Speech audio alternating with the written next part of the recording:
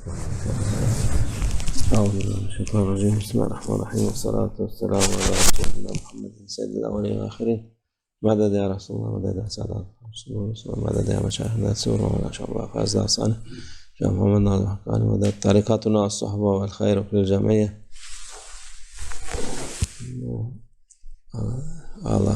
یہ اللہ کے مہینے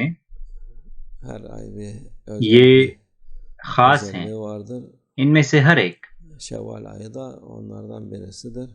اور شوال کا مہینہ ان میں سے ایک ہے۔ یہ مہینہ تھوڑا بھاری ہے، تو ہمیں صدقہ دینا نہیں بھولنا چاہیے اور اچھے عمل کرنا، جس سے کہ ہم حفاظت سے رہیں اس بھاری پن سے۔ اللہ عز و جل نے ہر چیز کا حل بتایا ہے، اور یہ ہے صدقہ۔ یہ حفاظت ہے ہر چیز سے، یہ ایک شفا ہے اور حفاظت ہے۔ اس کے اور بھی بہت فائدے ہیں، اس لیے جس سے کہ ہم اس بھاری پن سے، اس مہینے کی حفاظت سے رہیں، صدقہ دینا نہ بھولیں۔ اور کیونکہ یہ مہینہ رمضان کے بعد آتا ہے، تو اس کو ایک سال کے برابر کرنے کے لیے شوال کے 6 روزے ہوتے ہیں۔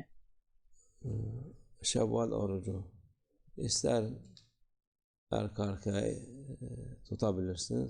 اگر آپ چاہیں تو آپ اس کو ایک کے بعد ایک رکھ سکتے ہیں، یا پھر مہینے میں ایک ایک کر کے۔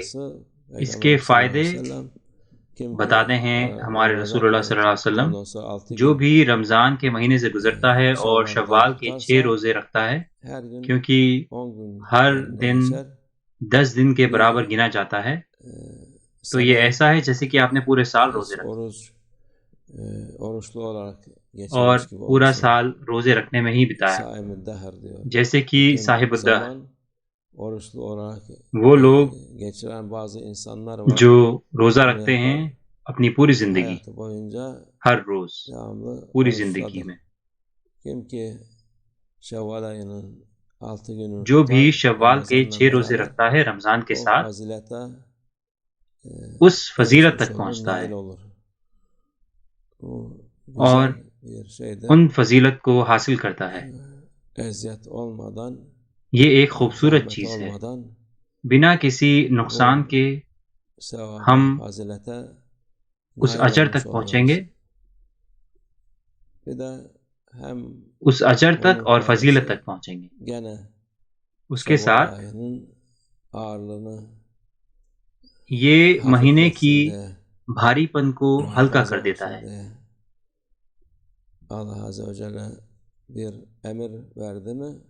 جب اللہ عز و جل کوئی حکم دیتا ہے تو اس کا صرف ایک ہی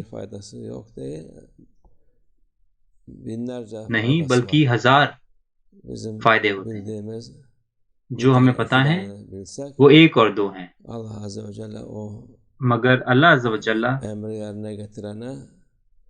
ان لوگوں کو جو اس کے حکم کو مانتے ہیں ان کو دیتا ہے ان گنت فائدے۔ اس لیے اس کو نظر انداز نہ کریں،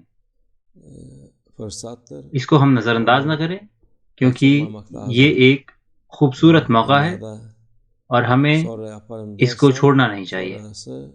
اس دنیا میں ہمیں یہ نہیں سوچنا چاہیے کہ میں اس کو بعد میں کر لوں گا، کیونکہ آپ کو نہیں پتا کہ بعد آئے گا کہ نہیں۔ ہر چیز جو اچھی ہے اور ہمارے لیے فائدہ مند ہے، ہمیں اس کا فائدہ اٹھانا چاہیے جب تک ہمارے پاس موقع ہے، اور اگر ہمارے پاس موقع ہے، کیونکہ کئی دفعہ ہم لوگ صحت مند ہوتے ہیں، بعض دفعہ نہیں ہوتے، تو یہ بھی ضروری ہے جو اچھی صحت میں ہیں ان کے لیے بہتر ہے یہ کرنا۔